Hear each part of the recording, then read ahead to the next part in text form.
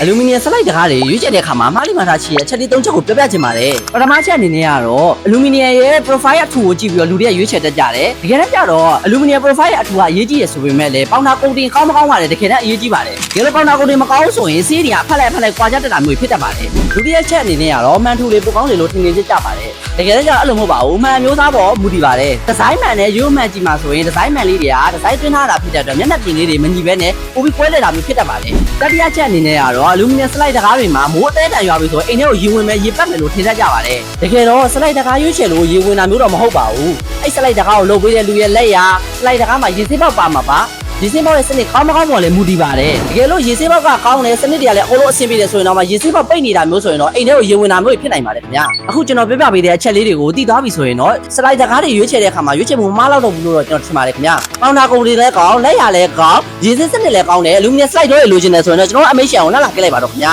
အရေးသွေးမှန်ဈေးတန် UPPC အလူမီနီယံပဒေတကားဆိုအမိတ်ရှန်ကျွန်တော်ကတော့အမိတ်ရှန်ရဲ့စီးရမကလေးတရားကိုပြည့်စုံပဲဖြစ်ပါတယ်ခုလိုမျိုးအကြောင်းအရာလေးတွေထပ်ပြီးသိချင်တယ်ဆိုရင်တော့ကျွန်တော်အမိတ်ရှန်ပေလေးကို follow ခဲ့လိုက်တော့နော်